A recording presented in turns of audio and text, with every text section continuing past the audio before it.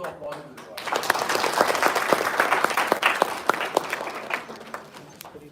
We'll have a picture, I think. We'll have a picture together.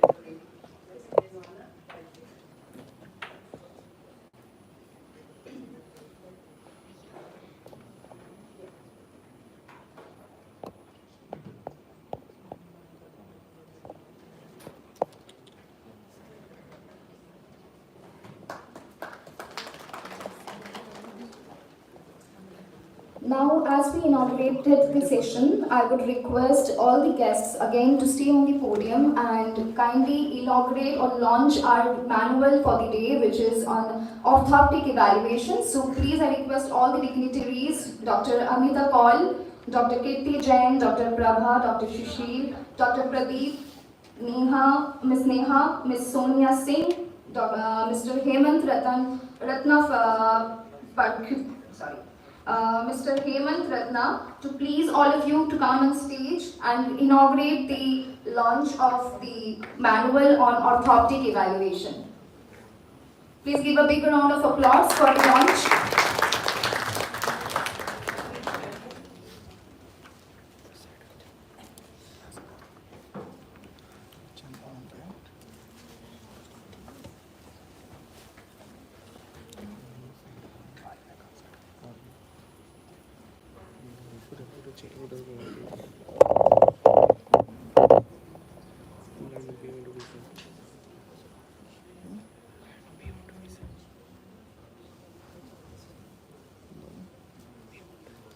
I also request Mr. Suman from Revital and Mr. Oli from Binocs to please join us for the launch.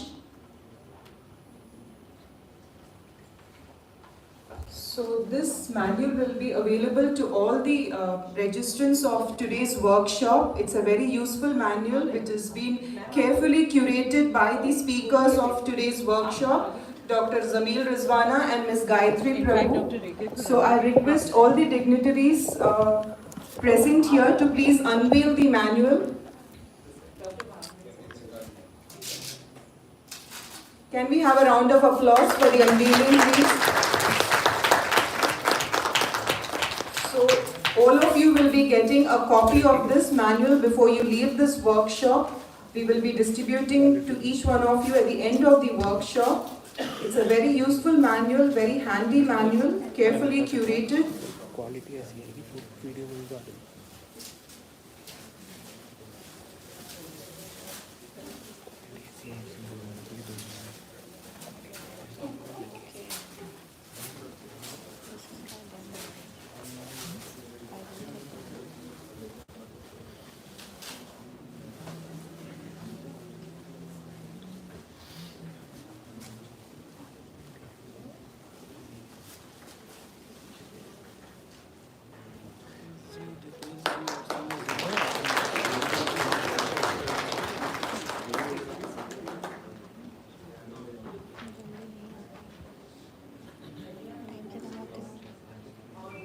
परिवार वालों एक दिन तो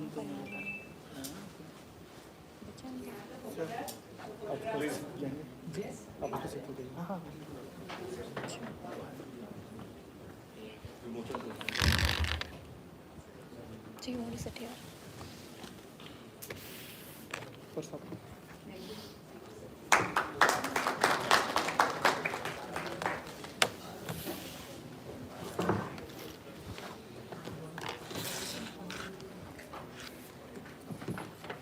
Thank you, everyone.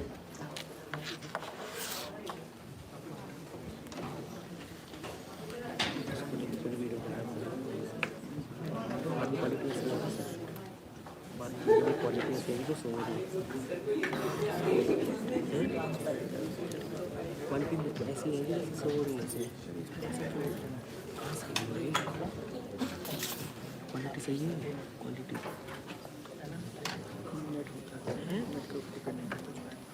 Now I would request our own very own Professor Monica Chaudhary ma'am, who is the founder of Learn Beyond Vision and director of Monica Chaudhary Vision Institute and also an adjunct professor at G. Goenka University, to please come on stage and share her insights on the need for binocular vision. Over to you, ma'am.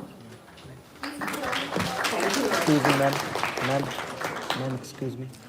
अपने purse side से लीजिएगा please. So thank you so much. In fact, it's really emotional moment for us to see our gurus here and some of the,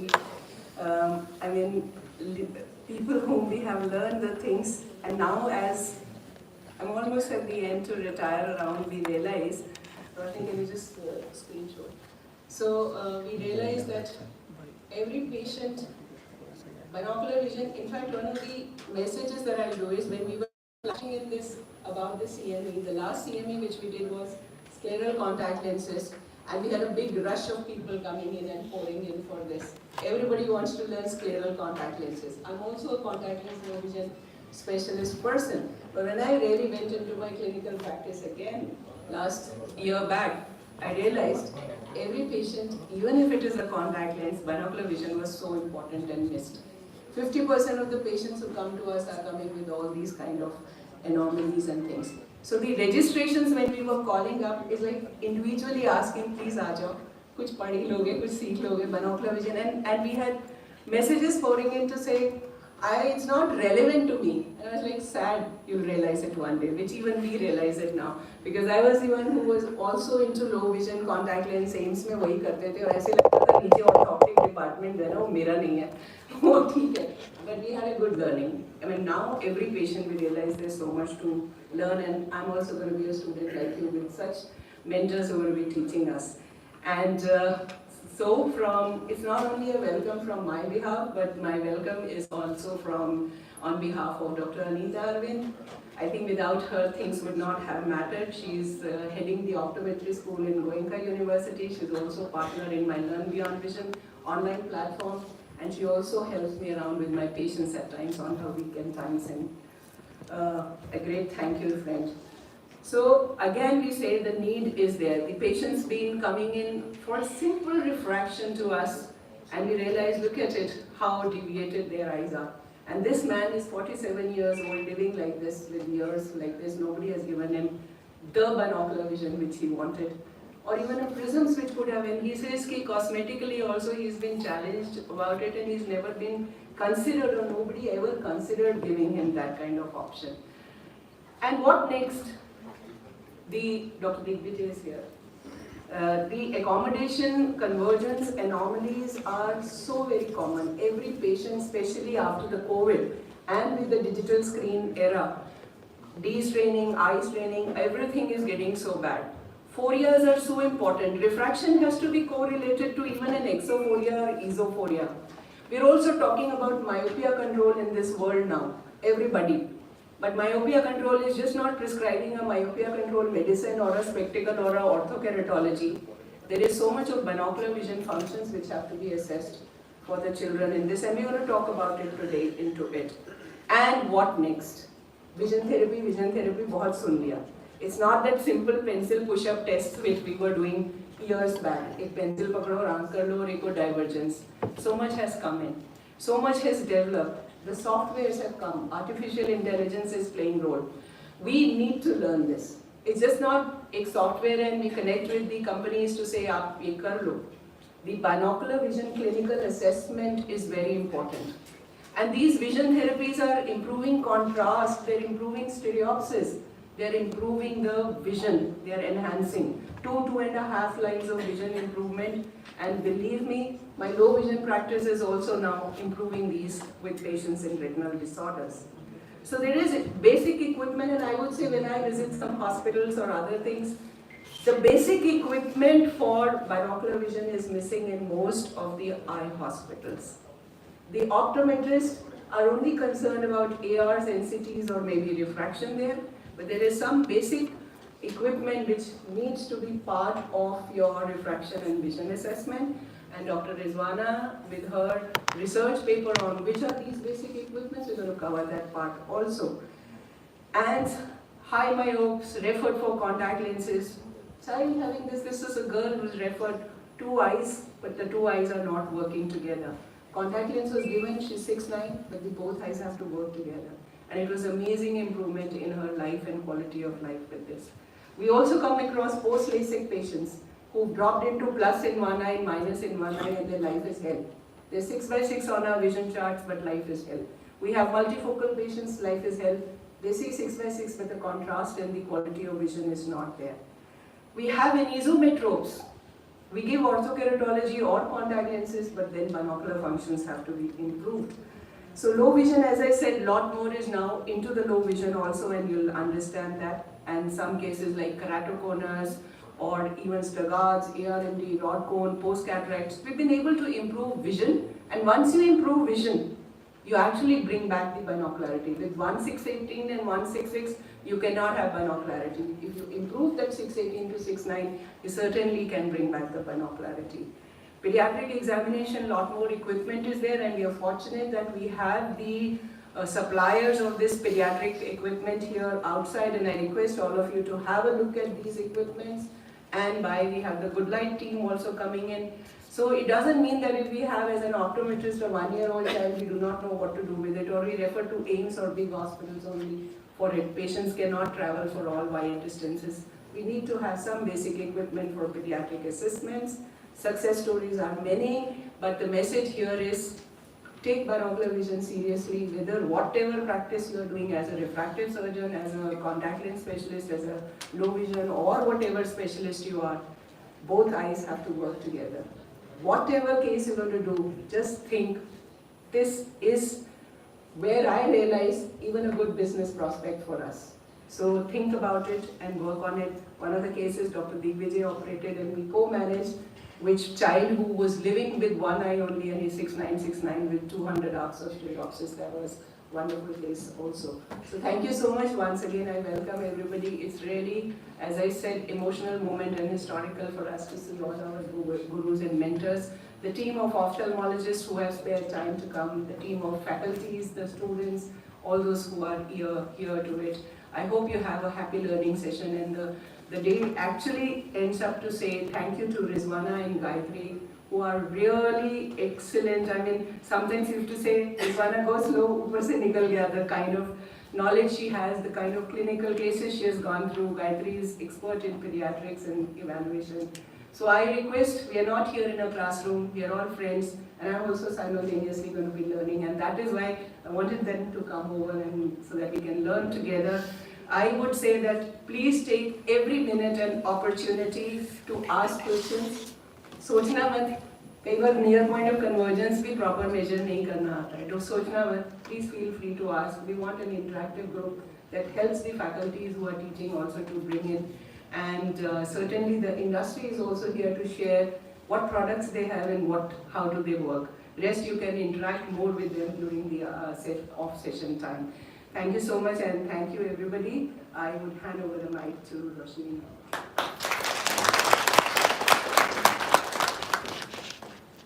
Thank you, ma'am. That was a very brief and relevant topic you have shared. Now I would like to request Dr. Anita Arvind, Head and Associate Professor from G.V. Goenka University and co-founder at Learn Beyond Vision, to please enlighten us with the Learn Beyond Vision and what it is all about.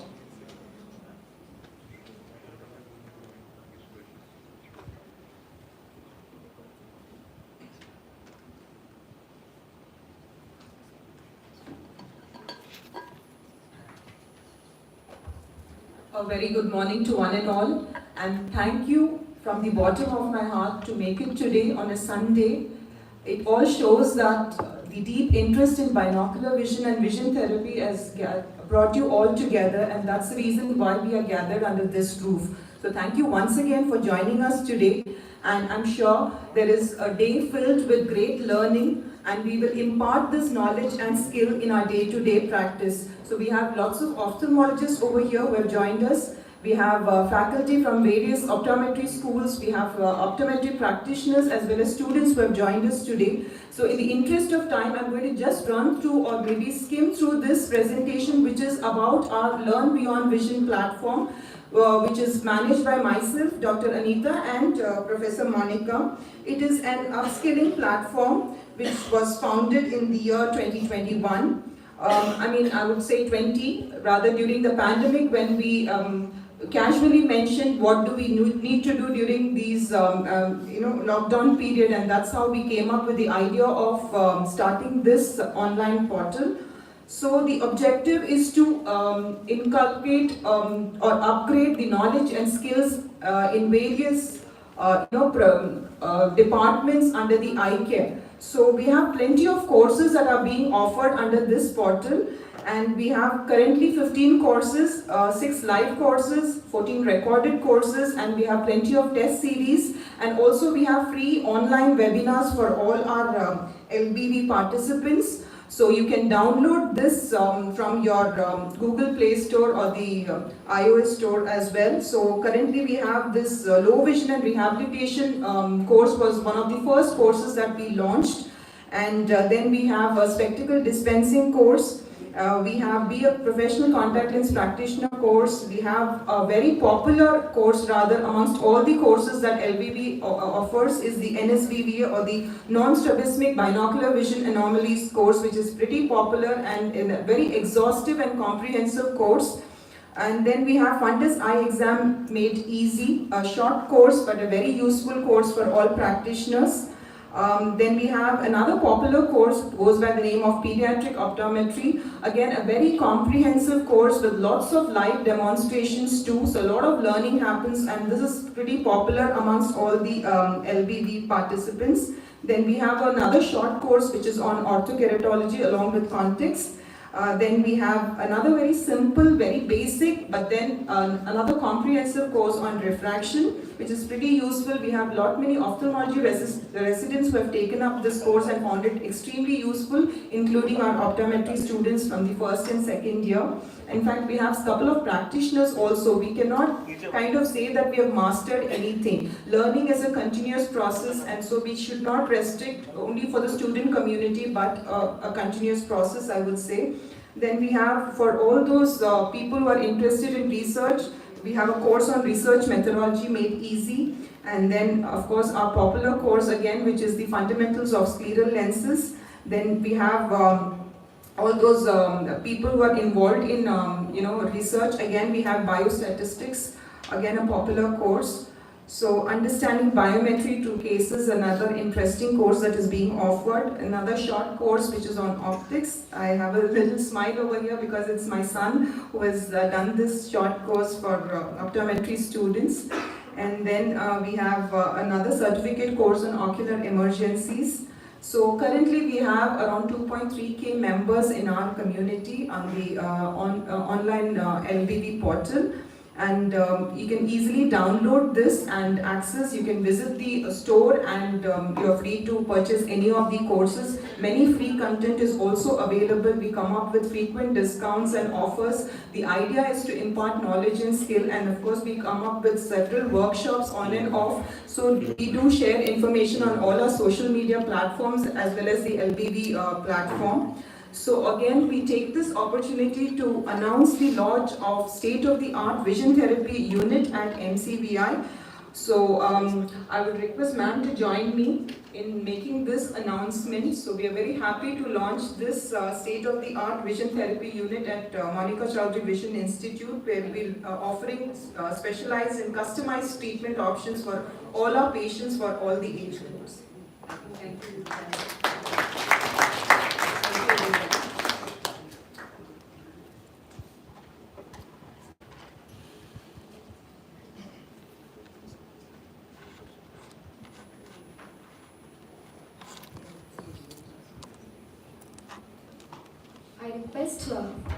I request Dr. Pradeep Sharma sir to please come on stage for the token of felicitation.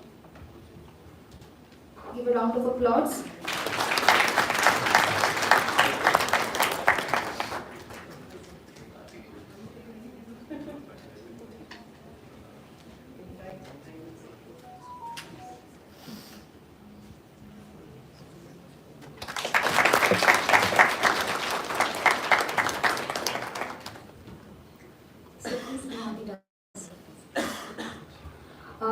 Dr. Pradeep Sharma has an experience of more than 44 years in the medical health aims. He's been MD in ophthalmology, also FAMS Fellow, National Academy of Medical Sciences. He has done advanced training in the strabismus in USA And he has been in the International Strabismological Association in 2001. Sir has been ex-professor and head Strabismus Pediatric Ophthalmology and Ophthalmology Department at RP Center, AIMS.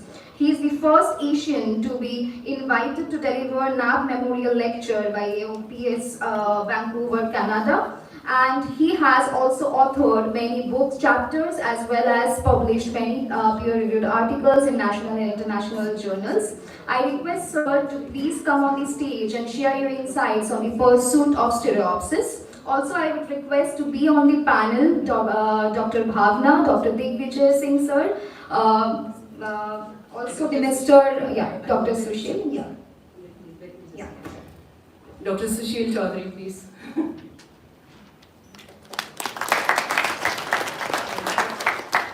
More than a guru, my friend. Thank you so much.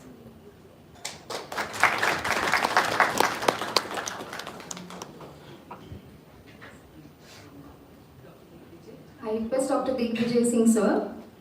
Dr. Bhavna, who is representing Dr. Purana, Dr. David Purana to go on stage here. Can I request Ollie to come on the stage and Mr. Suban to please join us. So, sir's presentation. And I would like to call Dr. Pradeep Sharma sir to please come on the stage and give the presentation.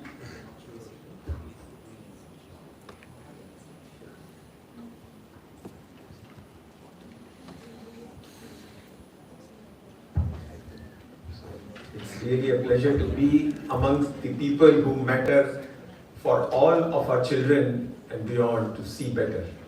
I think all of us together, in one term, if I say, it is the custodians of sight. Whether we are optometrists, ophthalmologists, or opticians, or these vision scientists, or the industries who are developing technologies to make this better. All of us have one single aim, to make sure that the children of future have good stereopsis. And stereopsis is the term which I usually find very dear to me. My whole life, I say, is a dedication, pursuit of stereopsis. That was also the title I chose for the lecture which I was invited to deliver by the American Association of Pediatric Ophthalmology and Strabismus in Vancouver. I am really honored to be sharing this stage with all of you, and especially my best wishes go to Monica and her team. It's really a pleasure to see. She was a student when first time I was taking her exam in the when she was a BSc optometry student, long time back. But now I see her coming up so grand. It's really a pleasure. As a teacher, the best tribute you can get from a student is that they can be sitting close to you as your colleague. And that is what I think I really wish of her. The same is true for all the other colleagues who have been with her, who have given her this journey, made it possible. So coming to the topic, amblyopia to stereopsis. As I say, the new goal post for all of us is not vision 6x6 or 6x3.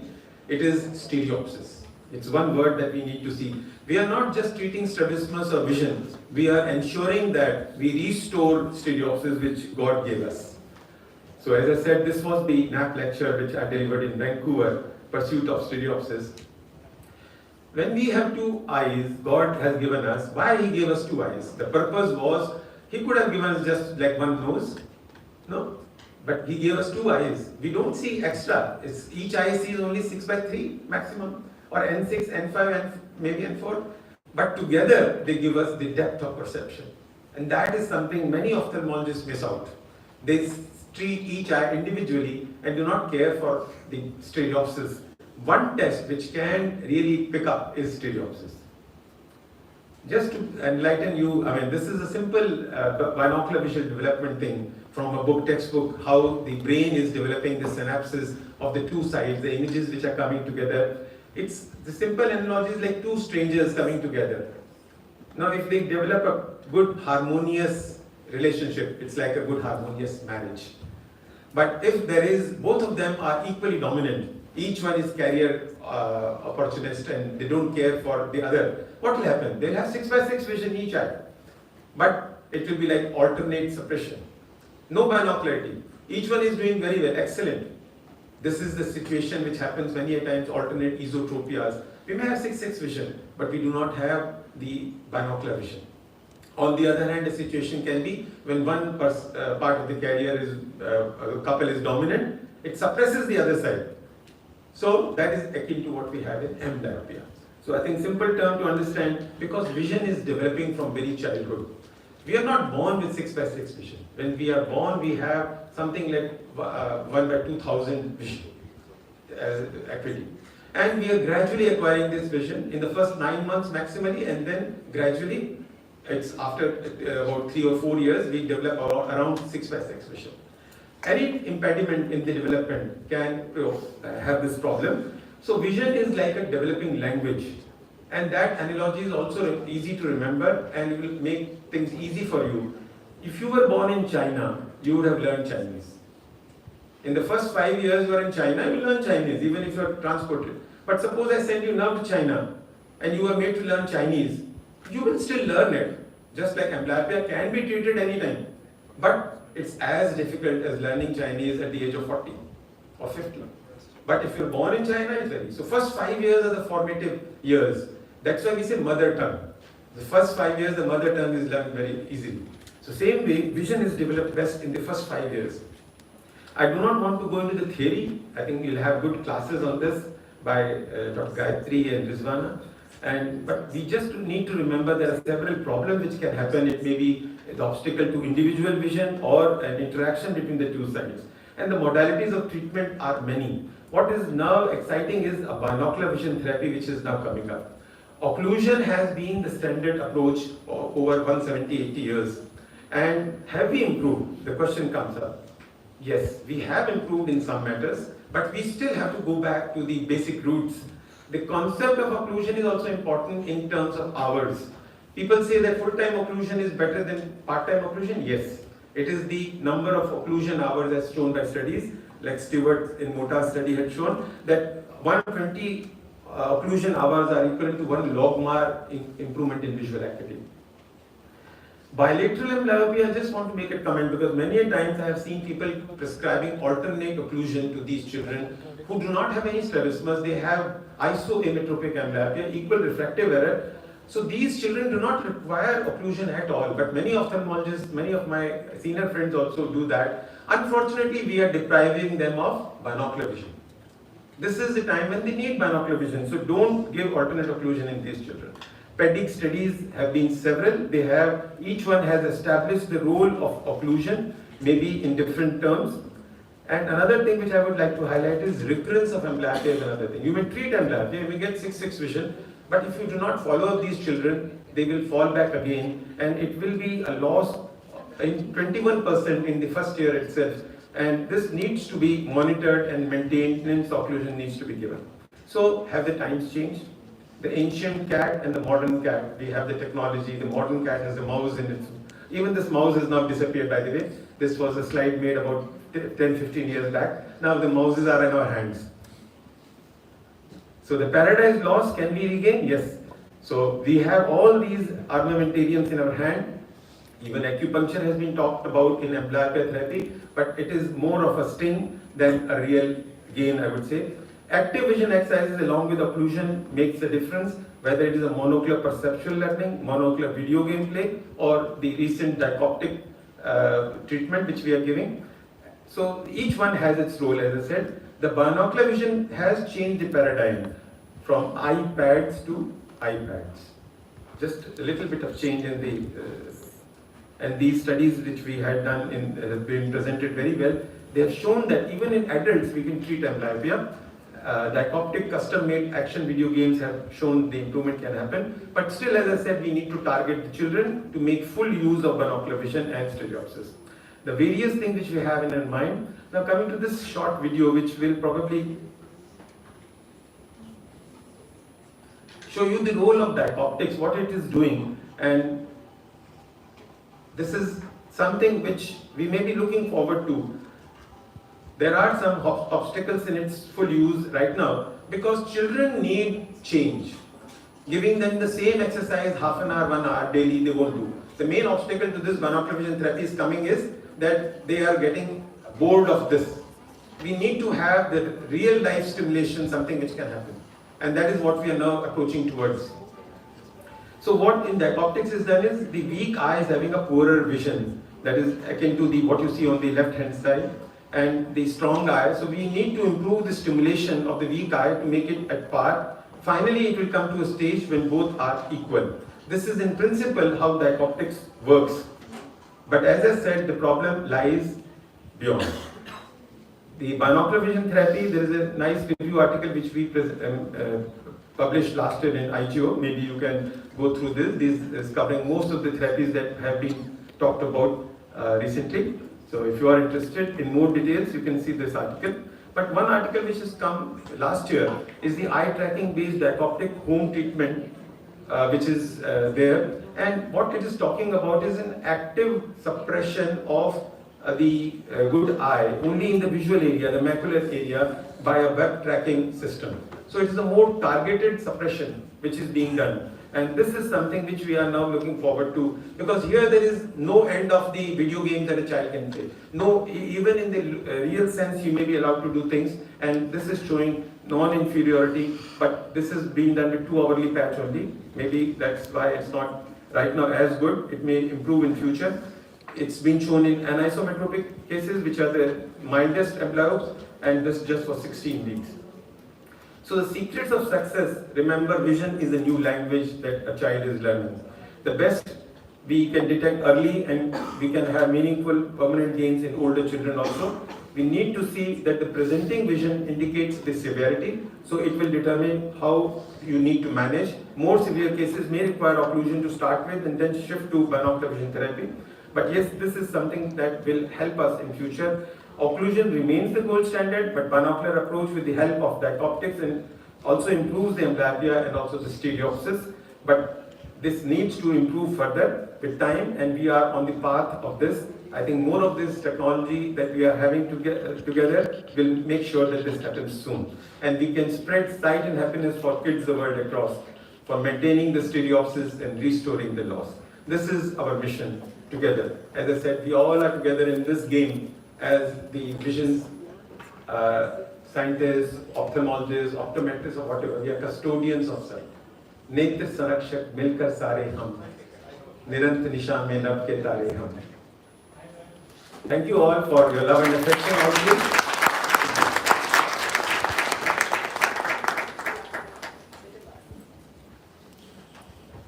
Thank you so much, sir. I think that was a very detailed overview about stereopsis and amblyopia.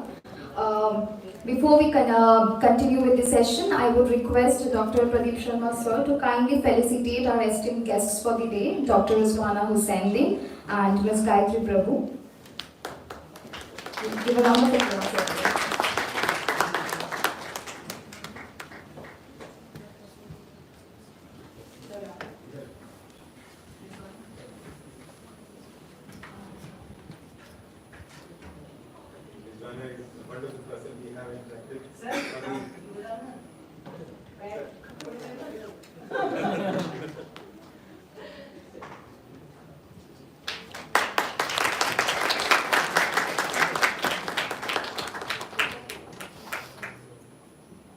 Dr. Sapna, she joined in this now. Previously on the class, please come.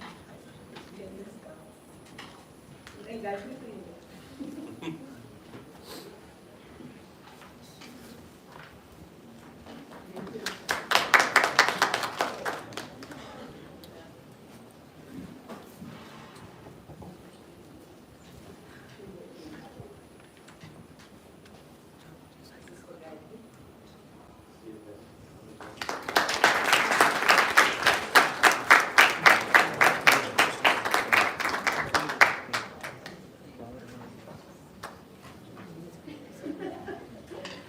In fact, this painting has been done with specially challenged people, and this is coming from the government, and they've placed that hand paint with us. Thank you so much. We'll take a picture together. And we would like to felicitate the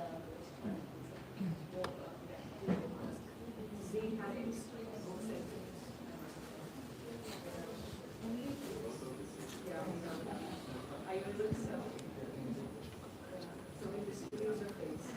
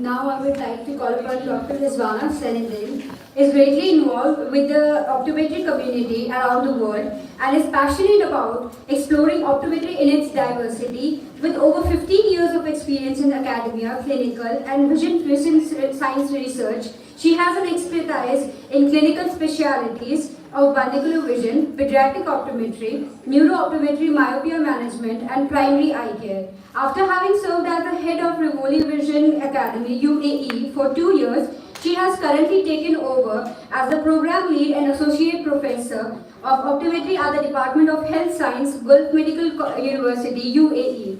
Dr. Rizwana is the immediate past president of Optometric Association of Tamil, the president of American Academy of Optometry, Indian chapter, and the written exam committee chair for the AAO Binocular Vision Perception and Pediatric Optometry Clinical Diplomate section. She has been awarded by the AAO Foundation and has been enlisted among the top 50 global key opinion influencer leaders in vision care with a strong social media presence. Dr. Rizwana works with numerous organizations including the World Council of Optometry and the International Agency for the Prevention of Blindness. She serves as a member in the Vision Care Association Advisory Board.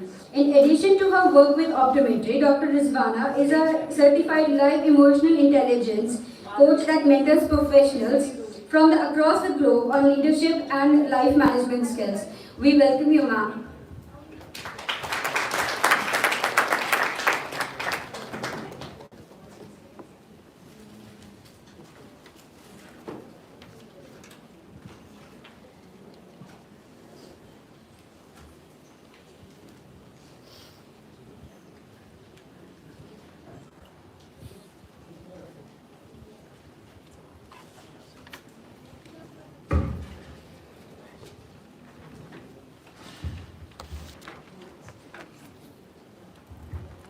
Okay, so now we're getting started with the insights in binocular vision, the clinical work. Can you all hear me? Yeah? Okay.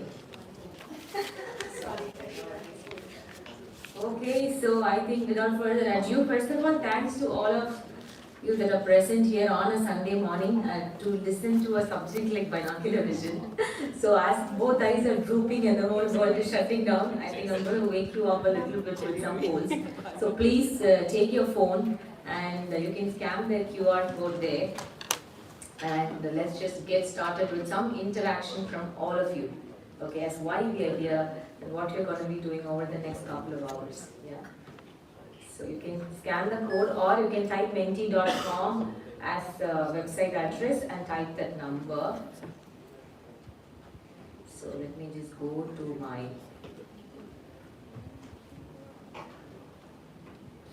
so that this is the question that we've asked you on your mobile phone screen, which is, I practice binocular vision. Yes, no, it's very simple. Just to get started, to see how many of us here do practice. When I ask binocular vision, it's just whatever you think binocular vision is. Not very complicated.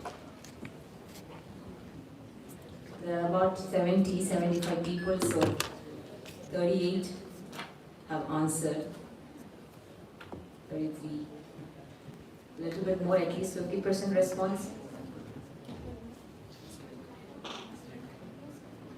Great, great, great.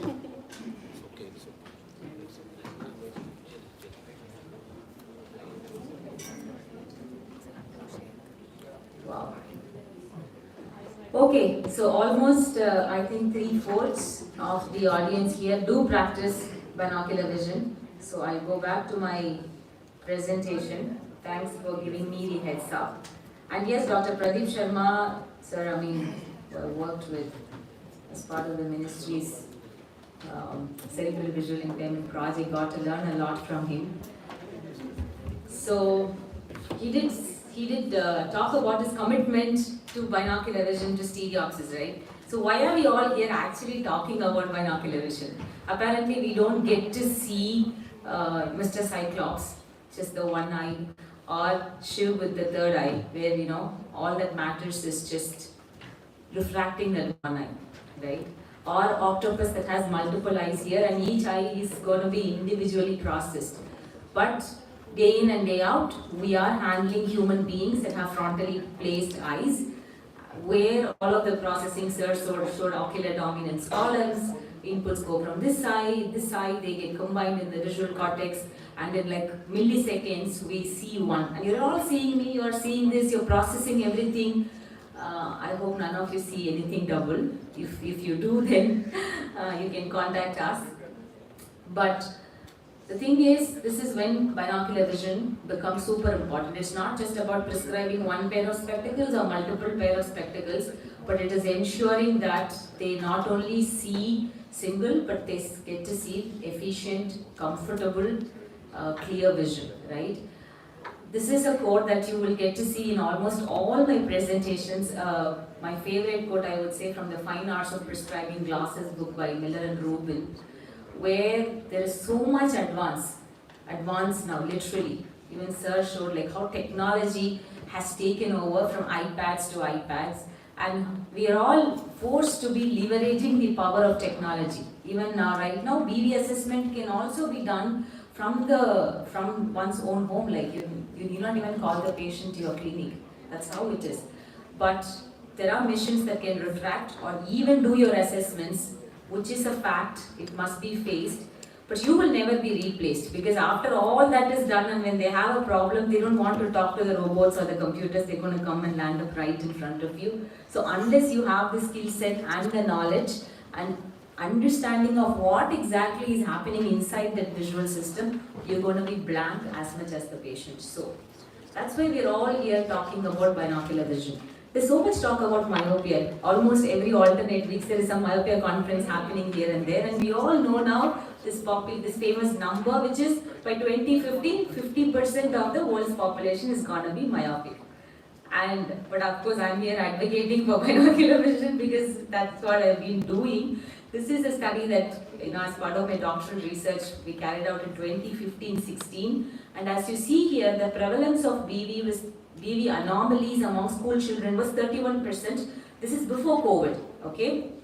While we compared the data with the other part of the globe, be it from Korea or South Africa or Australia, we almost, even in 2015-16, we saw that there was 3 times, 4 times increase in the prevalence of binocular vision anomalies. So this is a paper, if you want to go and read it, you can read it. But just to simplify it for all of us, okay, is that if you're going to be examining, let's say, 10 patients, almost 3 of them are likely to have a BV issue. So unless you do your BV assessment, you can actually miss it, okay?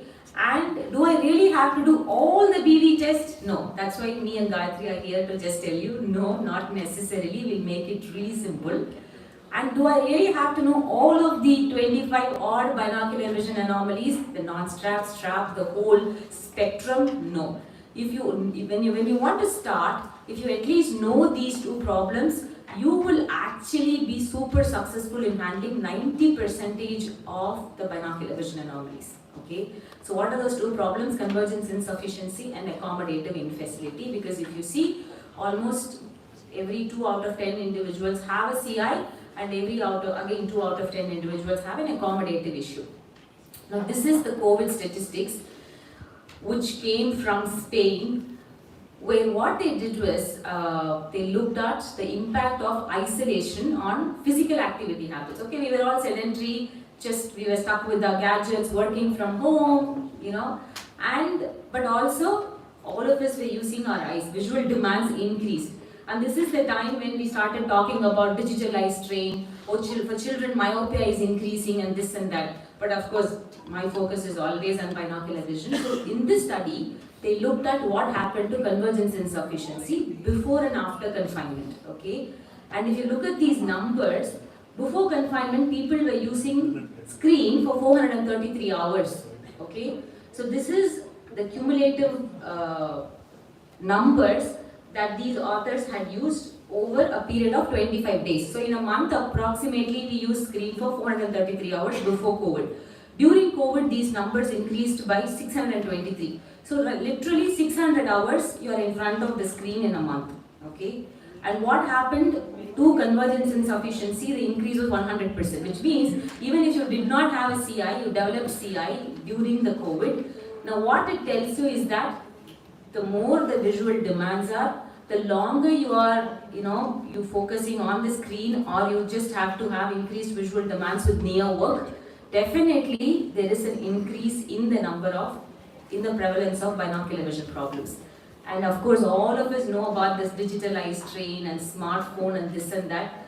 Again, you see a lot of dry eye patients, right? We see a lot of dry eye, and most of us are also blinking like this because we are also having dry eyes. But how many of us know that binocular vision problems can precipitate dry eyes? If you have an uncorrected phoria, okay, or if you have a receded convergence, if you have a vertical phoria, all of these, an accommodative infacility, all of these can also exacerbate or increase the prevalence of dry eye. So your management of digital eye strain is not just measuring your TBUT or your blink timings, but then you should also have BV as part of your management of digital eye strain. Because yes, you can advise them blinking exercises, but unless you manage the vergence or accommodation problems, you are effectively not managing your digital eye strain.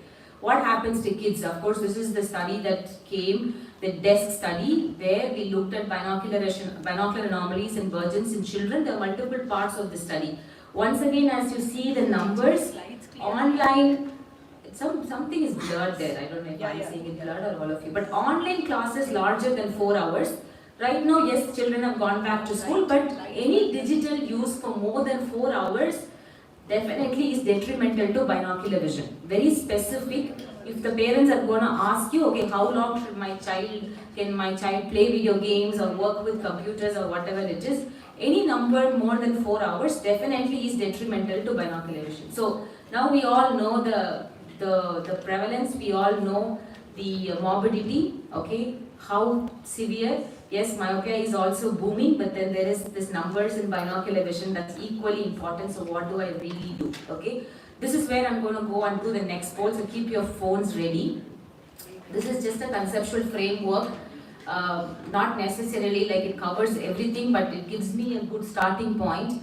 If you really see when the patient comes into you, most of us here that have done our optometry, and of course there are lots of ophthalmologists here, we're very, very good at least doing the bottommost part of the assessment, which is comprehensive assessment of the eye and visual system. What does this include? This includes your refraction, this includes your basic tests of eye alignment, your anterior segment examination, your posterior segment examination, and anything to do with eye health. And I suppose all of us are super good in basically providing this part of the diagnostic framework.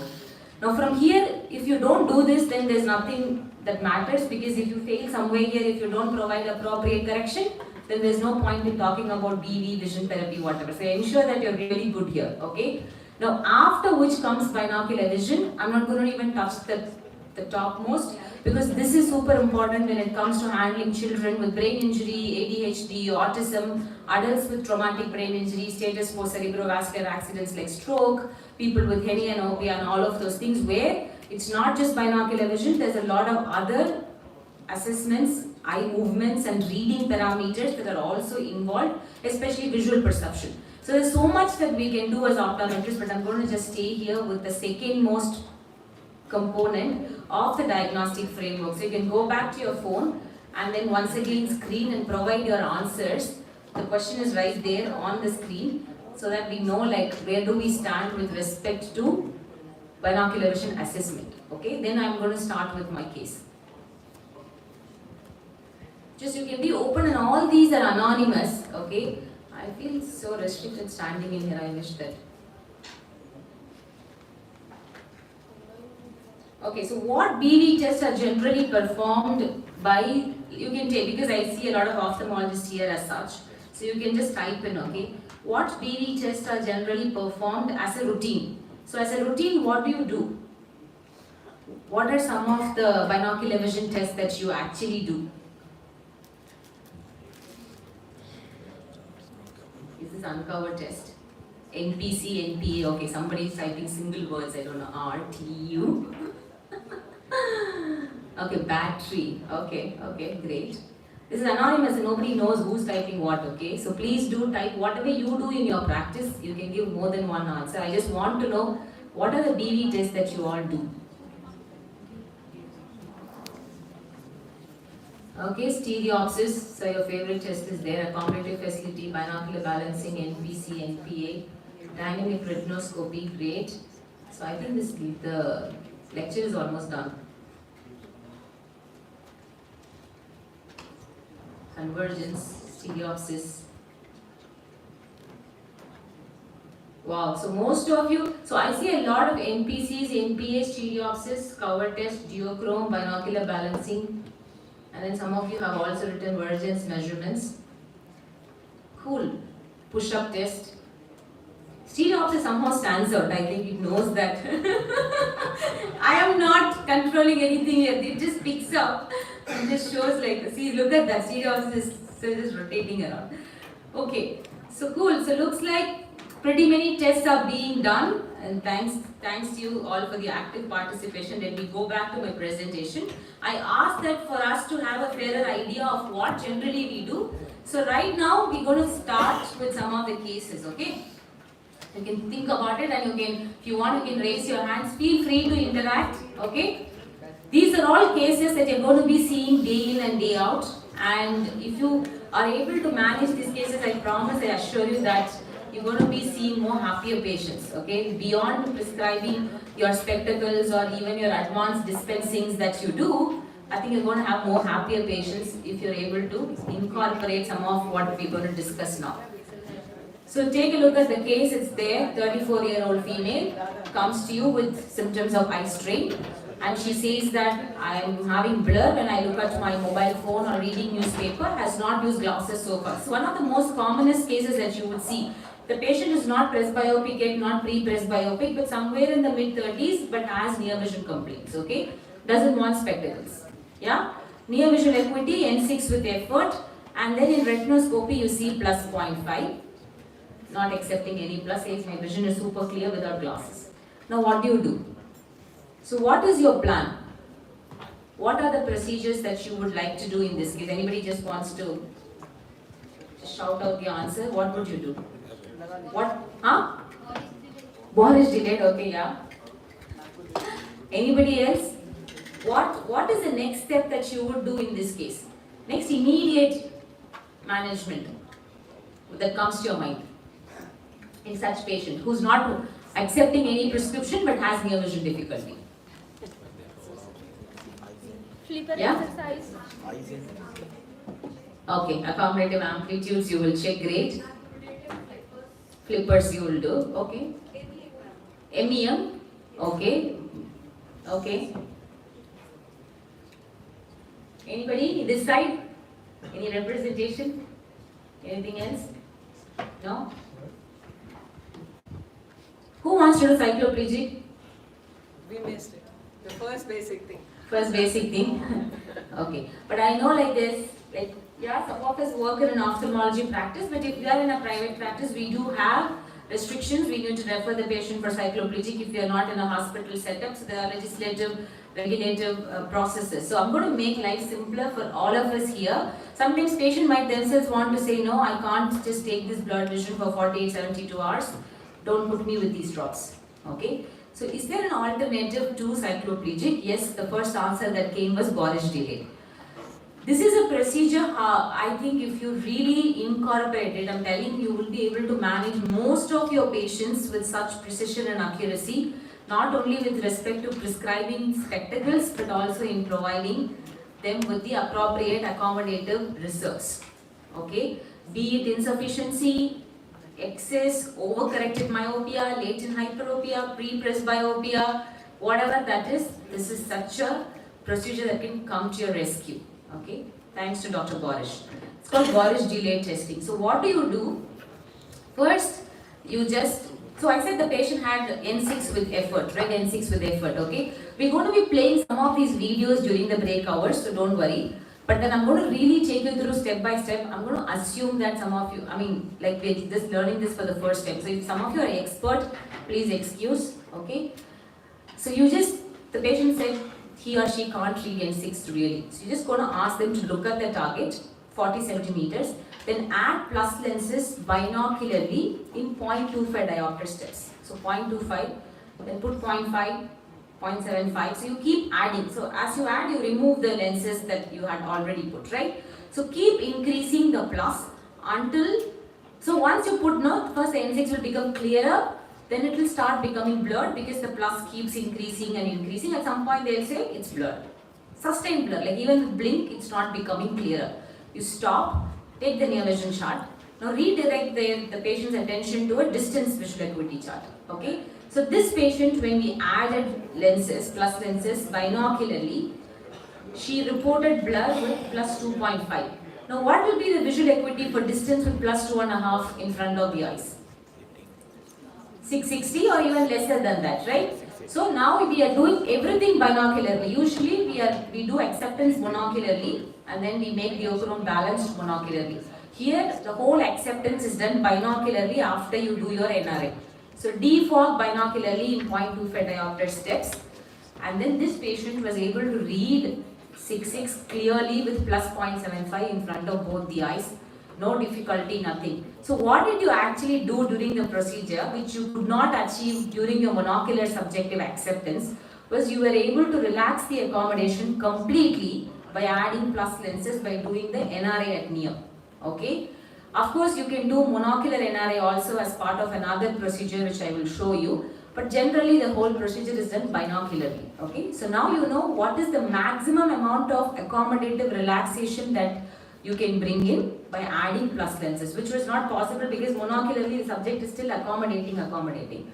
Then binocularly you are defogging. So binocularly the thresholds to accept plus are a little bit higher. Now one common mistake that which even I made, most of us make in the beginning is we push plus. Okay, so we are like leave it just at 6.6, bare minimum they are able to read with a plus 1 or 125. No, don't do that mistake. Defog aram se until they are able to read 6.6 like clearly. Okay, this will you can achieve it so easily and the patient will accept at least 0.5 binocularly. Okay, and then show them the near target. Is this clear now? And that's the prescription you're going to be giving. Now the next thing is patient might say I don't want to use glasses, I want to use this only for reading. All of that will happen later, but you've gotten a starting point for spectacle prescription. You've been able to achieve this without cycloplegic refraction, and you also know that this patient is not going to come back and say I'm not comfortable with the spectacles because you achieved the point, the binocular end point, because you know you used your NRA as the starting point. Now some of you said monocular estimate method, retinoscopy, you can do that also, which I'll just show in another case, how you can use dynamic retinoscopy to do the same thing, okay, plus 0.75. Now this patient, that's it, you're done, you managed. You can then check NPC, you can check NPA. I bet most of those will be normal because those endpoints are not even relevant for managing the patient. We are not telling you to do those 15 binocular vision tests for every patient. If you really use your logic, you can actually do just 2 or 3 procedures that's relevant for every patient and you're done with your BB. Okay. Now, if you're using a phoropter, you know, you must have seen this chart in all your phoropter thing, right? It's called the fused cross cylinder test target. You can put that, you can put plus lenses until both the vertical and the horizontal lines are equally clear. Okay. Usually they say one is more clearer than the other. You put plus lenses until both lines are equally clear if you're using a phoropter. Okay. This can give you the starting point. Of course, there are duochrome and near points. But the most accurate tests are the Borish stellate, your dynamic retinoscopy and your fused cross cylinder. Any doubts with respect to this case? Anybody wants to have another opinion or anything? We can suggest a We can suggest? Eyes and the lenses, with the plus boosters in the morning. That will also easy accept, because once you have finalized the correction, Right. the glasses are made, Right. then the accommodation relaxation is going to be pretty difficult actually. So Okay, so sometimes you talking about, don't do it single vision, like fully. Correct. Maybe do it like the low addition anti-fatigue lenses, Absolutely. like your Eisen or anti-fatigue with your digital lenses with Yeah. whatever. I mean, of course, I've been there on that front prescribing. The only thing is, those lenses are a bit more expensive than your regular single vision 0.75. Whatever you prescribe, sometimes these patients might just use it for their near vision or reading. Now, the way I would like to have my opinion there is, this patient has unducted hyperopia. Okay. Now, even if you give Eisen, after 2 years she's going to come back. She'll need some plus for distance. So at some point you need to make her adapt to the distance prescription, so that then you can easily shift her to multifocal lenses by the time she turns 36 or 37. So in a way, wearing plus lenses for distance helps her to relax accommodation, at the same time ensure that she has single and clear vision at all distances. because many a times you see, once you have assessed it correctly, you've done the Boris test, Yes. but when the glasses are done, in day-to-day life, the acceptance is very, very poor. So I once they do, go I and they do. say, I get a headache. Right. And the other part is, if they do get used to it, they come back after 15, 20 days or 35 days, and they come say, doctor, earlier I could read, now I cannot read. You have prescribed me these glasses. Right. So I'm dependent on that. Sometimes Eisen work, because when you're looking at the distance, you have a zero power. Yeah. And you have the boosters, and if at all, when she turns 40 and we give a progressive, the acceptance will be Much more higher. much more easier Easier. to adapt. And that horror stories of progressive won't happen. I mean, I've done that. I wouldn't say that I did not do it. I've done my digital lenses prescription and anti-fatigue prescription. When the acceptance I felt is slow. But depending on wherever your practice, whoever your patient is, you can feel free to take a call. But then you at least have a documentation that this patient's distance acceptance is this much, right? Without the need for cycloplegic refraction, without you having to worry about, okay, am I really doing the right thing by adding plus lenses in her glasses? Yeah? Okay. So, moving on to the next case, we started seeing so many cases like this, especially post-COVID, okay? So this is one representation of such presentation, 16-year-old male. Again, I want answers from all of you, okay? Because I'm asking, kya plan hai? So please. Patient comes to you with -3, says that I just changed my prescription, wearing glasses since 13 years of age, okay? And the last prescription was 1.5. So this was during COVID, okay? So went somewhere locally for exams, prescribed -3, distance vision is 6.6, and then, but now he says that I have eye strain. Like something is uncomfortable when I'm doing my online classes with these glasses. What would you do? And I do have I just put only one binocular vision parameter there for all of you to just wake up a little bit. Retinoscopy fluctuating 175 -175. Okay, so previous prescription is 150 -150, changed to -3 somewhere locally. Now it's in front of you. And again, I'm taking off the access to cycloplegics. Okay, so no cycloplegic refraction allowed at the moment. I'm just saying for just argument's sake. But otherwise, yes, you do repeat your cycloplegics. What would you do? What's the plan? How do you manage? Yes. Okay, you do again. Go to Boris, modify it, or okay. Anybody else? What is the next immediate thing you will do to find what is the actual prescription? So the agenda is to find the accurate prescription. What is the accurate prescription for this patient? Dynamic retinoscopy, brilliant. Okay, so we have to, of course, now that we've discussed Boris delay, please use it. Okay, please use Boris delay. So this patient, when we did Boris delay, which is the first step, which is negative relative accommodation, on top, so always you do NRI on top of the subjective acceptance. Okay, remember that. So in this patient, the subjective acceptance was -3, right? So on top of it, we getting -250. On top of it, we got +350. Now the normal ranges are +175 to +250. So there's a +1 sitting on top. Now what this tells you is the overcorrection is at least 1 diopter. So minimum you can cut down 1 diopter of myopia from the existing spectacle prescription. Okay. Now the next steps are the same. Start defogging binocularly. with that value, and this child was able to reach 6.6 comfortably with -2. Now what really happened, why was he prescribed -3? You can go into that investigation and you can say he went after long hours of reading to a local opticals, autorefraction was done, the autorefractor showed a -3, acceptance was done, diachrome was not done, prescription was given, immediate change was done, so much happened. Or the other arguments is these are subjects that show transient achondrotic spasms, literally. So there's nothing wrong with whatever prescription, but then he went and he was actually having a spasm. The values were -3, that's what he accepted. Now exams got over, he's relaxing and all of that, he's coming back, okay? There are other theories which we call near-induced transient myopia. But how can you avoid that mistake is please do binocular balancing, okay? After every subjective acceptance, what do? Once we finish monocular acceptance, we put +0.75 in both the eyes, right? We put +0.75 and then we cover each of the eyes and we ask through which eye you see more clear. Now when you do that procedure, suppose after you put the +0.75, visual acuity should be reduced, right? But some patients you will see still, visual acuity may not be reduced. Then which means you've really pushed a lot of minus or you've not pushed adequate plus during acceptance. So putting the +0.75 should tell you that visual acuity should be reduced by 3 or 4 lines, and then you ask, okay, 618 line, which eye sees it more clear? You add plus lenses to that eye which sees it more clear, make it equally balanced, then start defogging binocularly again. Okay, don't miss this step, especially when there is a myopia progression. When you're prescribing for first time myopes, do not miss the step and you can save a lot of overcorrections, okay?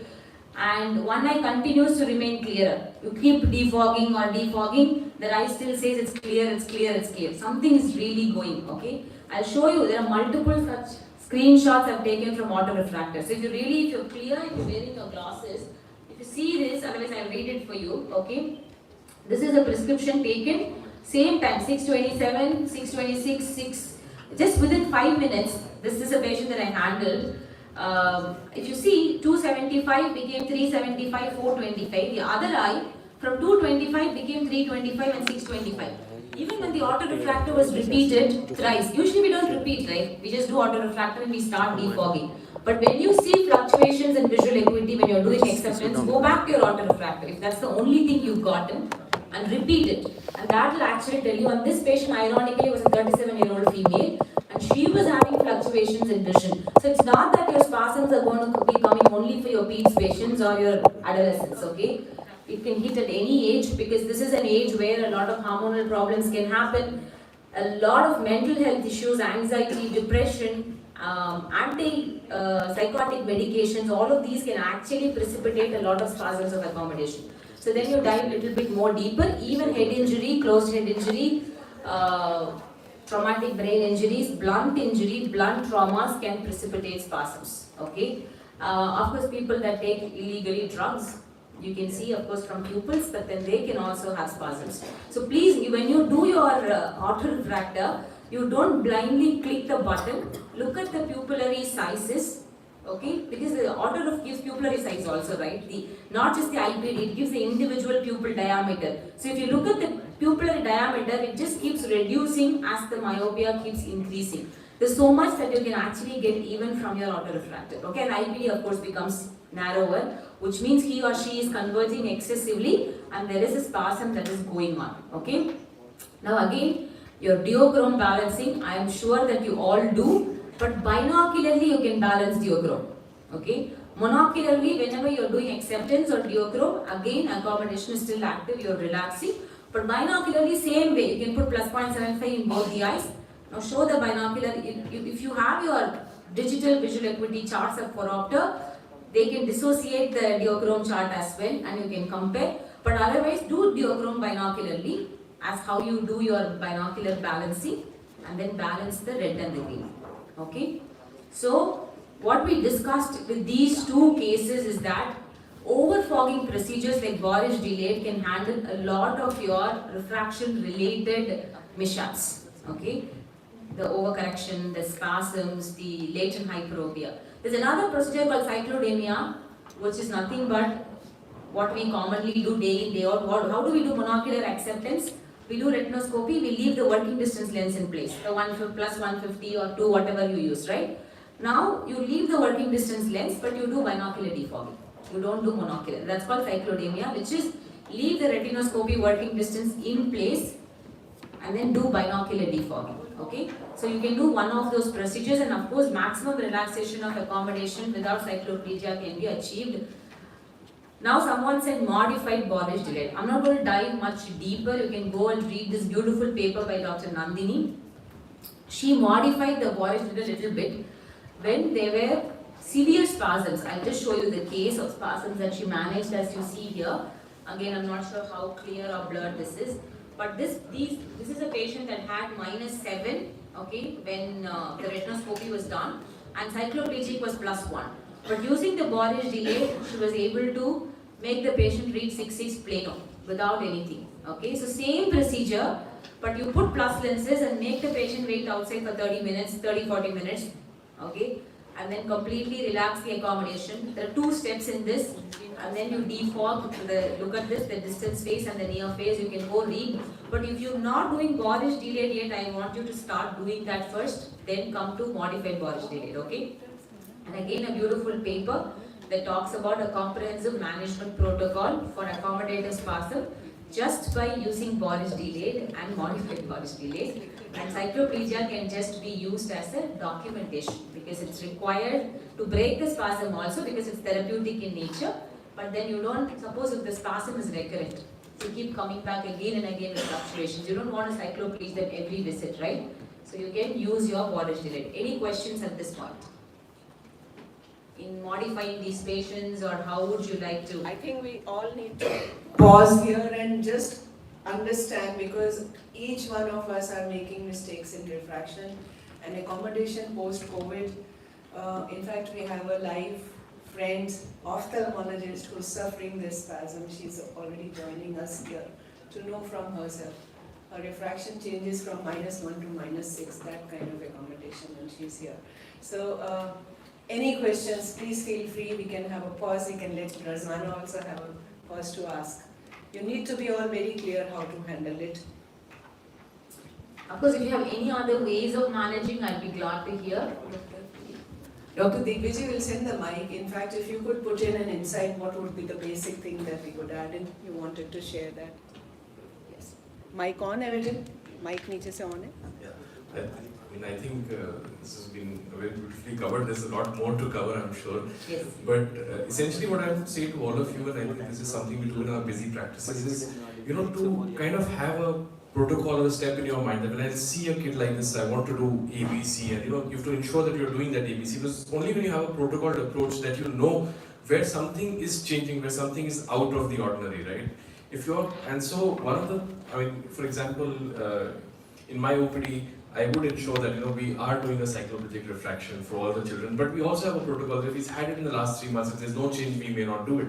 We also know the medicines to do it, my staff knows what has to be used. Similarly, for a basic binocular assessment, a simple thing like a Lange 2 pencil test is what we would do on the table while the kid is being examined to be able to catch something which is there binocularly. Of course, you have the other options or the formal ways of assessment that are there, but on a in a general basis, I think if you're going for the visual acuity, you're going for a refraction which is cycloplegic, and as you described, the AR tells us a lot actually. Right there, taking multiple readings on the AR exactly tells you how well he's accommodating. And in fact, that way I found sometimes the photorefractor does a better job because the child is not accommodating that much. And you'll often end up with a -12 on an AR, which is probably like a +0.5 on the photorefractor. So one of the things to do is to do that. I don't know, any experience with the open field AR though? I've not used it in practice, but I have. I'm going to come to that. Oh, you will be coming to that. Sure. So again, that is something all of you should get familiar with. Again, they're a little difficult in children, but you can use it in adults. So assessment of the vision, the refraction, that goes a long way in first of all establishing whether there is a potential binocularity or not. If there is no good vision in both the eyes, you can't have it. If the refraction is very different in both the eyes, you probably won't have it. Then comes your basic binocular screening, and that's what I would do next in the open, in terms of the basics. And then finally, we look at things like the Lange pencil, which are telling us about stereopsis.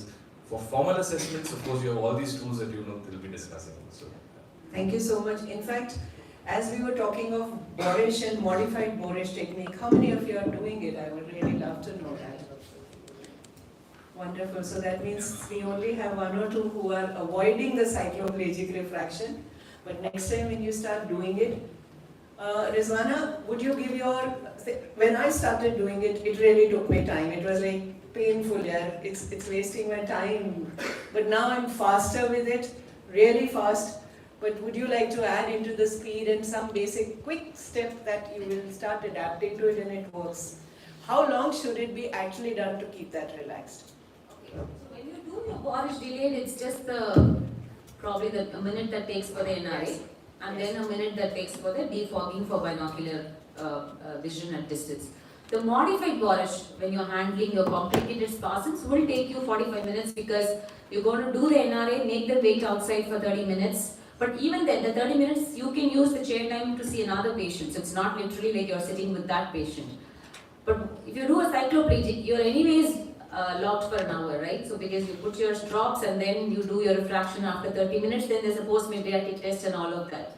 So overall, when it comes to doing the procedure, if you're really efficient, it's just a matter of 2 to 3 minutes. Your experience with phoropters in this or trial sets also? Of course, I've used both. I've used digital phoropters as well as the manual trial frame, trial lens.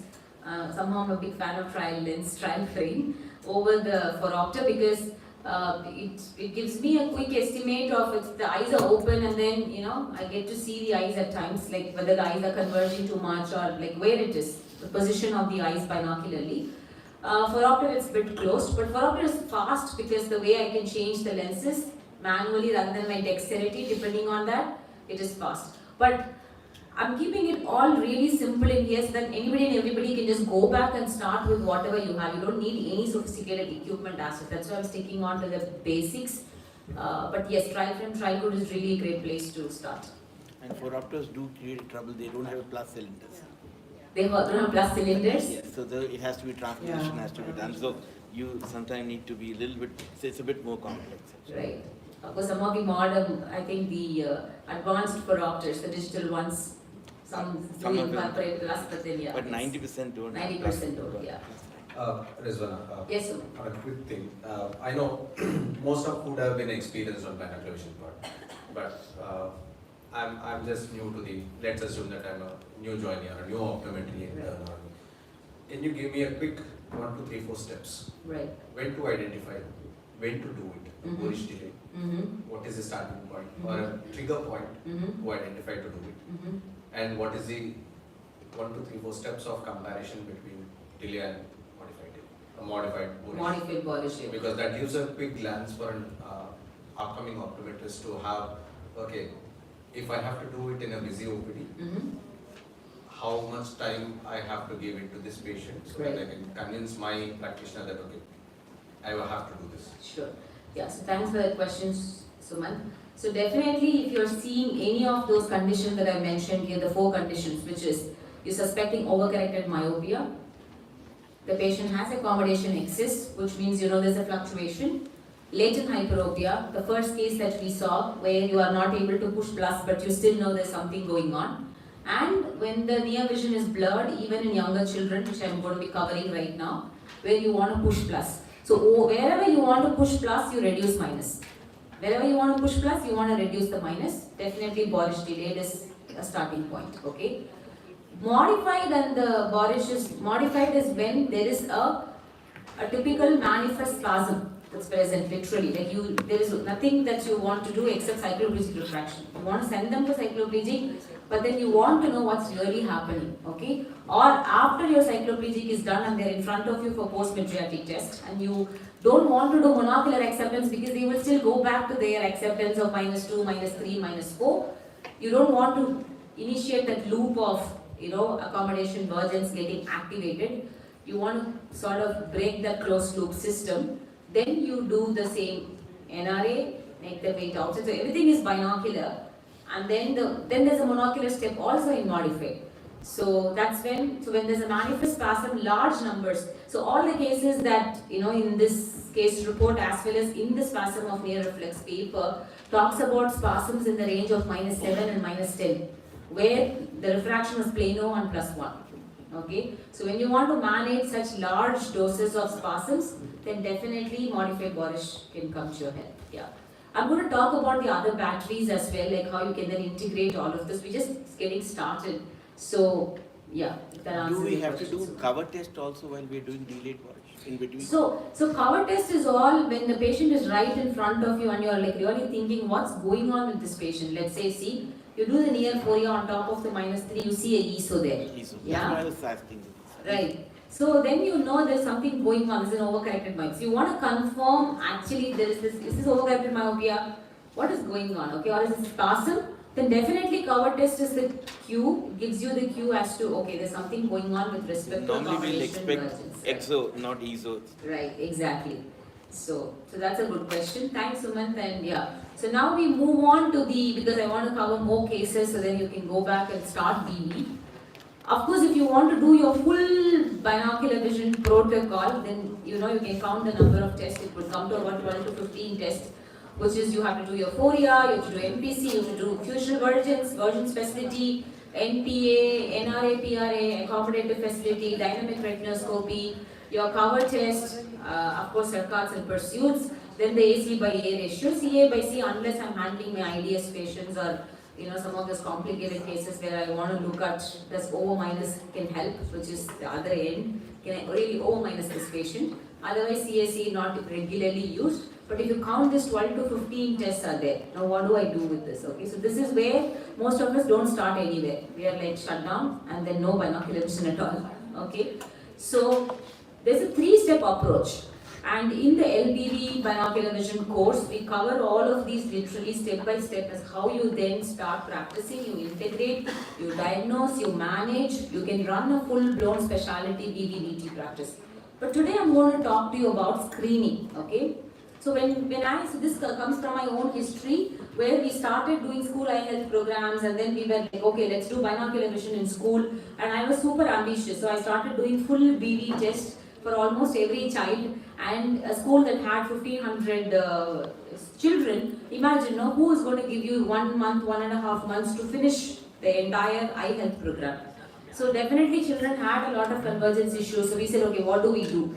Of course, a lot of statistics was done and we identified 3 tests, okay? Foria, near points of convergence and accommodative facility. So these 3 tests we said if we do, we pick up 90% of the problems, we can screen. And we also propose this as part of the COVID protocol that we wrote in Indian Journal of Ophthalmology. Okay, you want to do your BD test in when there are emergency situations, you don't want to spend a lot of chair time. What do we do? Now I'm going to take you through these. So can you just repeat, sorry interrupting, so can we just all note down those battery of tests? Yes, I'm going to go through each one of those tests because now. this is basic beginning. Yeah, so the first is foria, because foria is like a mandate in binocular vision. But all of us are super used to doing, like we know cover test, alternate cover test, measuring using prisms. And this is once again, like for some of us it's a no-brainer, for some of us putting a prism only a brain stops because we just don't know what base, what this side, that side, we get confused. So there is this test that comes to your rescue, which we call as the muscle imbalance measure or the dissociated foria method, okay?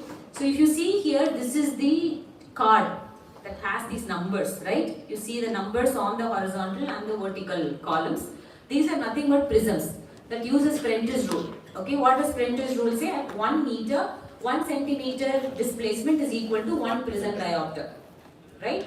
So for 3 meters, this test is calibrated. So for 3 meters, you put a Maddox rod in front of the patient's right eye, conventional, and then you shine a torchlight in the center of the card. You see the yellow light there, okay?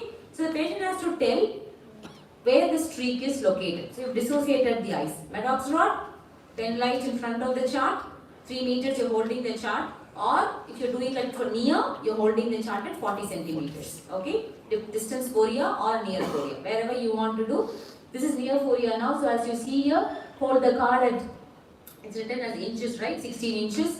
So then you ask where is the streak located. So with the Maddox in the right eye, if patient says streak is on the right side, what diplopia is it? Maddox on the right eye, streak is also on the right side. Uncrossed. And what foria it is? ESO. Okay? So uncrossed or ESO. So anything on the right side you see ESOphoria. right? Anything on the left side, you see exo. So for this to work, you need to have Maddox in the right eye. Okay, so don't put Maddox in the left eye and then do this, because then it's ulta file. Always remember, it's clearly written that please hold a pen light, and then and then there are other procedures to hold the Maddox in the right eye. Okay, so now this patient says the streak is on the right side or number 6. So what you get the Fourier direction and you get the magnitude. So the patient has 6 prisms of esophagia. That's it. So straight away, without doing your cover test, you're getting the Fourier and the magnitude. So this is a procedure that we used in all the school eye health programs. So we had to make the kids stand and then ask them to hold the Maddox. We were putting the pen light, ask them, okay, do you see a streak? Yes. Right side, left side, what number? Write down. If it's variable, we ask them to blink a couple of times, we get the Fourier measurement. Of course, we did the validity, we did the repeatability, all of the other statistical tests to ensure that you get the numbers. In the clinic again, this is a test that has shown to have better reliability and repeatability.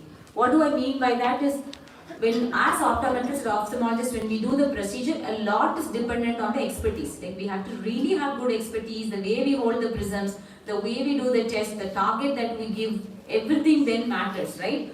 But this procedure, because it's so objective, it really is, it works at all levels. It doesn't depend on the expertise of the examiner, okay? So this is one that we did.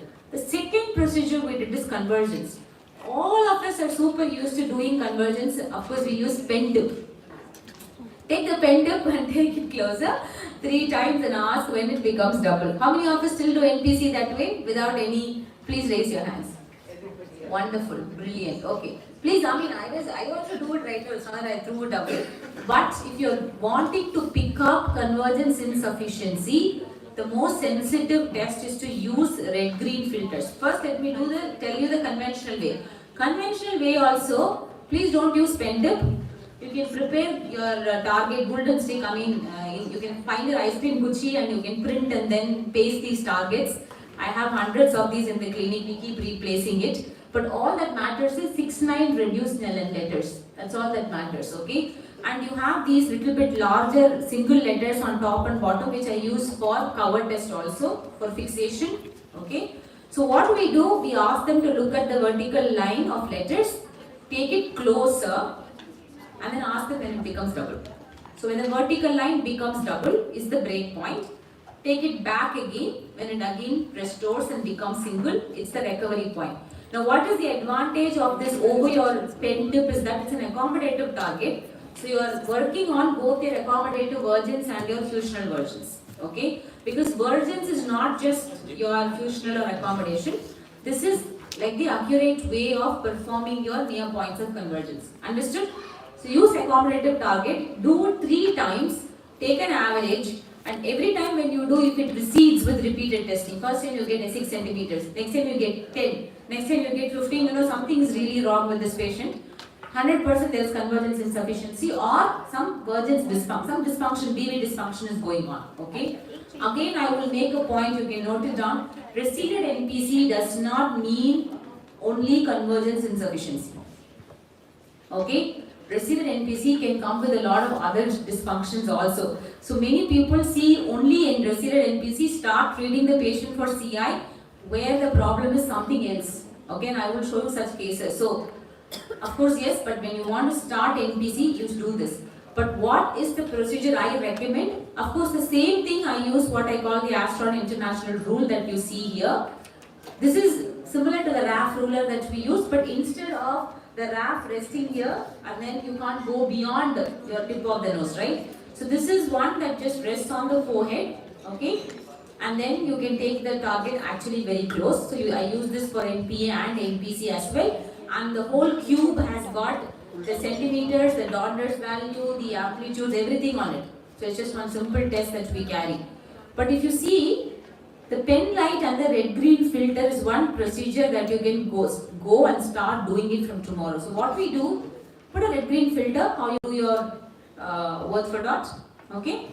Then pen light, same pen light, okay? Now if somebody has fusion, they should be reporting a mix of red and green, right? If you put red-green. Now suppose if NPC is literally so poor, and if they're already having double, they report double. But otherwise, usually they say it's a mix of red and green, one light. Now same way with NPC, you start taking it closer. So we are running all of these videos during the break, okay? So you can take a look at the videos. So take it closer, and then it's, when they say it is double now, I see 2 lights. That's the break point for NPC. It's as simple as that. Instead of target, you are using a light and you are asking for the break. It's most dissociating because literally with the red and green, you already, the fusion is broken. And if they have really poor fusional versions, you will find larger receded NPCs with this procedure. In children, just raise your hands, okay, if this resonates. How many of you suspect a CI, okay, convergence insufficiency, but you use your pen tip or something and they are like literally converging till the tip of the nose? How many of you have seen that? You're suspecting a CI, there is an exophoria, but then you're seeing NPC, you're not picking it up, right? Why do they do that even in adolescents? Because their accommodation is really good. So they use accommodation to compensate for the deficient fusional versions, and somehow they manage, and that's when they will be like really converging till the tip of the nose. When you do your pen light, you are now not allowing the accommodation to help the convergence. You've taken that part away, and this is really like something that can help you screen for convergence insufficiency. It's been even recommended by the American Optometric Association. So any NPC values larger than 10 centimeters, you know that they are potential convergence insufficiency subjects or suspects. Okay? So the patient has to say that he sees 2 lights separating out. Correct, yes. And of course, as logic would dictate, because it's cross diplopia, with the red filter in front of the right, they'll see red on their left side and the green on the right side. The things cross. If there's an exodiplopia, okay? If it's a esodiplopia, then you will know that the red is on the right and the green is on the left, right? So this is how you do your near points of convergence with pen light and red-green filter. Then accommodative near points of accommodation, same way as how we do NPC, but here we do monocularly, but we ask for blur. Okay, same target. So this one target, if you have with you, you can do your NPCs binocularly, where you ask for double vision. You can do your NPAs monocularly, where you ask when the target gets blurred. Okay, so with the same target, you can do your NPAs and NPCs.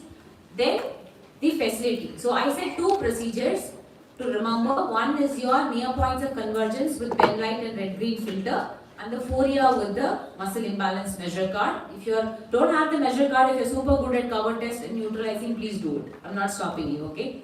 Then accommodative facility. So accommodative facility, use your flippers and then you do the procedure. How many of you do facility at some point of time? Okay. Okay. So we will play these videos again during the break as how you do. But of course, these are standard lenses that come +2 and -2. Right? So then you put these lenses, hold your near vision. I'll show you a video when I show the VT procedures. So hold the near vision card and then you ask them to make the letters clear, flip it. Okay? So you keep flipping and you count the number of flips in 1 minute, and that gives you cycles per minute. Okay? We have these flippers outside also displayed by this. You can have a look and measure your own facilities also simultaneously in the break time. Yeah, and if you look at the myopia world, you know, these flippers come so handy for you to do your NEM also. So you can have flippers of different magnitudes, and instead of putting lenses, you can hold all of these flippers like a spread, and then you can do your NEM retinoscopy using even flippers. Okay, so always have flippers. They're very handy to do a lot of procedure. Of course, what is expected, it is all given to you, so I'm not going to go. Like, you should know what is normal values, right? But this is based on the Indian normative data, which is the binocular vision anomalies and normative data study, the BAN study. So based on which these values are given.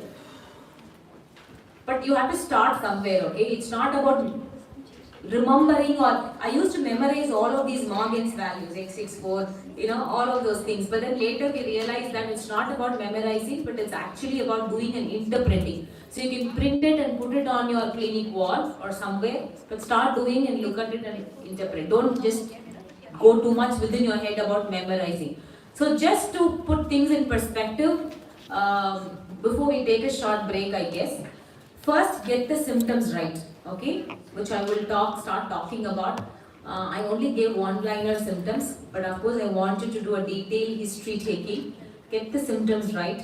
get the refraction right. Because if you just mess up there, then how many ever procedures you do, it's really not gonna help.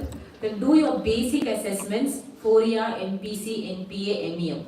Remember this, if you do this, you get most of your diagnosis right, okay? Even without doing functional versions or whatever, you will get a diagnosis right. Then Borish delay testing wherever appropriate, referral cyclorefraction, do not miss it. Then comes your management, vision therapy, prisms, whatever it is. Any questions at this point? This one I have a question. Yes, Chenbala. So, the band study we have done for the children group. Correct. Right? But now I'm just thinking, while like during your band study you have done for the school children. Right. So the age group will be a little different. Yeah. Now I just want to know how well or how is it going to differ between the young adults and the older group, the normative data. Okay. So is there anything which you can put your insights on that? Thank you. So of course we did on 7 to 17 and I would apply this. Currently we don't have any data on age about this. If any of you want to start a study and collaborate, I'd be happy to help because I wanted to initiate something at a large scale for adolescents and adults. But then logic would tell you that the FORIA and the functional versions values wouldn't change much. Okay? It's only your accommodation and the facility that will change with different age groups. So you can still look at the normative values that we've given you where Morgan's values for different age groups, which Simon compiled, can still be used. Okay, so that's what I would say right at this moment. But then the Hofstede's minimum formula, which is 15 minus 0.25 into age, can actually be applied across the age groups to find the expected amplitude of accommodation. Okay, and 2 diopters, which I'm going to touch through another case as how you can really manage. I'll talk about it later, but yeah, that's my suggestion. Can we take a short break? Yeah, because I think they've been really I think we've been processing a lot. So binocular vision is not about processing. Yeah, we have a discussion, and between us, before we take break, we have to felicitate. So we have Dr. Kirti Singh, who's heading the Guru Nanak Eye Hospital, Dr. Sumit Grover, Dr. Namita, Dr. Medha here, whom we missed in the initial part of it. We would like to convey our honors to them. Ma'am, in fact, by the time you are resting, we would have it. Ma'am, would you please?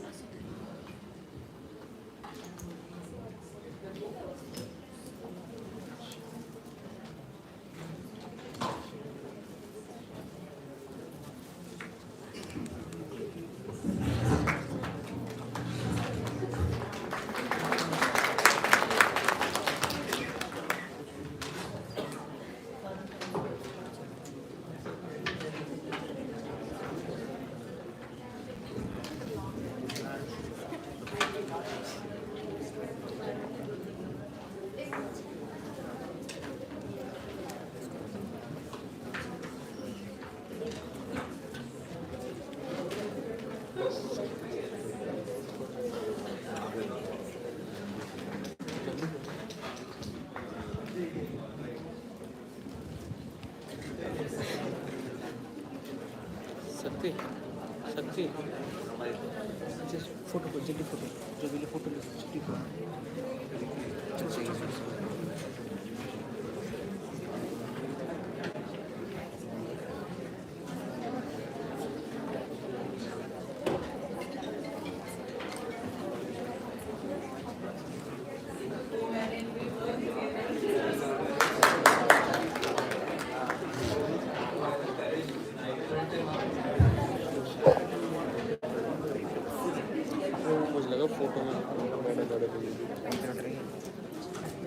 So we'll be happy to take up any questions. You can have a bio break. You can have the juice and We meet here exactly after 10 minutes. Please take a short break. You can catch up with the speakers as well. And please get back in 10 minutes. Video mic बंद कर दे video mic बंद कर दे video mic बंद कर दे ना